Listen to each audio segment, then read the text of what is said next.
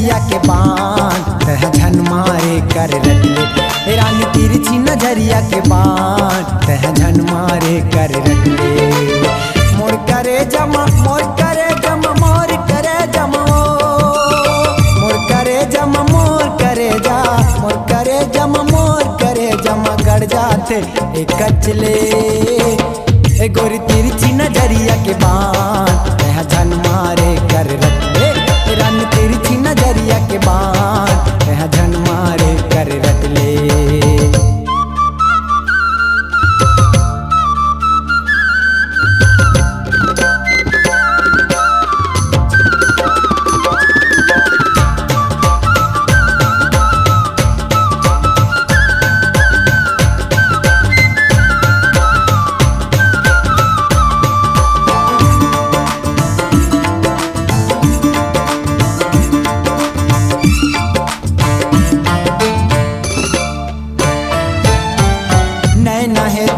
गहरी नदिया नहीं मिले वो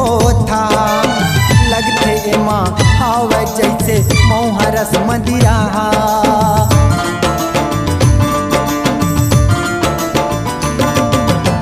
दूरी हले तय देखे मोला चढ़ के भारी नशा लगले कहूँ चूल्हे होता आही कटका मजा तिर में आना तिर में आना तिर में आना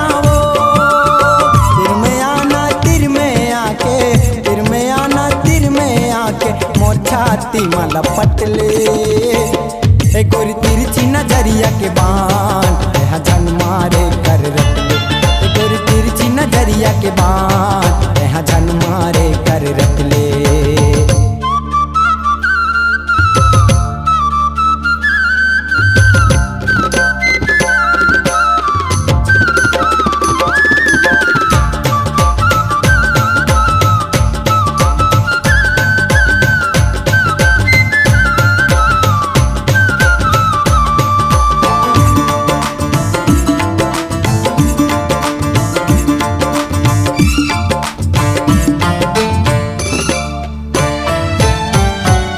गली के फेर मारे 17 बेर दिन भर में गली मनई भे ते मोलाता आ जाथस मोर घर में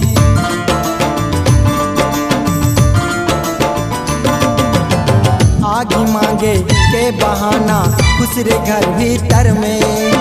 मैं दीवाना पैहा हो गया तोर जादू मंतर में ती बताना ती बताना ती बताना ती बता मोरे आगू मकाबर आजा थस मट मटले ए गोरी तिरछी नजरिया के बाण तह झन मारे कर रटले रानी तिरछी नजरिया के बाण तह झन मारे कर रटले मोर करे जमा मोर करे जमा मोर करे जमा मोर करे जमा मोर करे जा मोर करे जमा मोर करे जमा गड़ जाते एक कचले ए गोरी तिरछी नजरिया के बाण तह झन मारे कर रटले रानी तिरछी नजरिया के बाण तह झन मारे कर रटले ए गोरी तिरछी नजरिया के बाण तह झन मारे कर रटले रानी तिरछी नजरिया के बाण तह झन मारे कर रटले ए गोरी तिरछी नजरिया के बाण तह झन मारे कर रटले। आप सुन रहे हैं प्रसिद्ध गायक अजय कुमार नेताम, संजय कुमार नेताम, मन्नू लाल नेताम और गायिका लक्ष्मी कंचन के स्वर में MP3 एल्बम आबे गोरी समोदा बाजार में प्रोग्राम हेतु संपर्क करें।